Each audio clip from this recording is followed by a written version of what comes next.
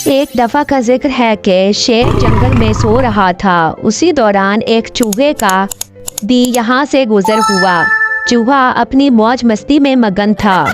चूहा चलते चलते अचानक से शेर के ऊपर चढ़ गया और अपनी उछल कूद करने लगा।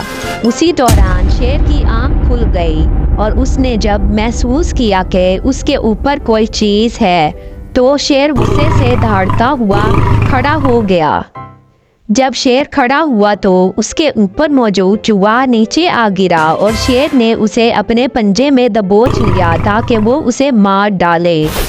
मुझे बख्श दे बादशाह सलामत। चूहे ने रोते हुए शेर से दरख्वास्त की।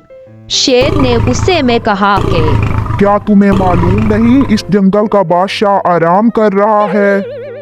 चूहे ने कहा, बादशाह सलामत, मुझे मालूम नहीं था कि आप आराम फरमा रहे हैं।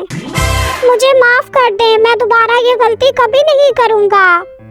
अगर आप मुझे मार देंगे तो आपकी पूरे जंगल में बदनामी होगी कि एक बादशाह ने एक छोटे से चूहे को मार दिया।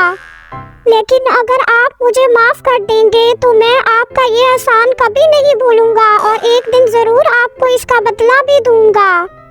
शेर ने ये सुनकर बहुत जोर से हंसा और कहने लगा कि जो चूहा अपनी जान नहीं बचा सकता वो मुझे क्या सिला देगा। लेकिन शेर ने रहम खाते हुए चूहे को माफ कर दिया। कुछ दिनों बाद जंगल में अपने शिकार का पीछा करते हुए शेर एक शिकारी के जाल में फंस गया। उसने बहुत कोशिश की लेकिन उस जाल से निकल ना सका। शेर ने गुस्से से दहाड़ना शुरू कर दिया। चूहा उस आवाज को पहचानता था और चूहे ने जब उस आवाज का पीछा किया तो उसने देखा कि वही शेर जाल में फंसा हुआ था जिसने कुछ रोज पहले उसकी जान बख्शी थी। चूहा ये देखकर फौरन जाल की तरफ भागा और अपने तेज दांतों से उसे काटने लगा। कुछ देर गुजरने के बाद चूहे ने शेर को उस जाल से आज़ाद करा लिया।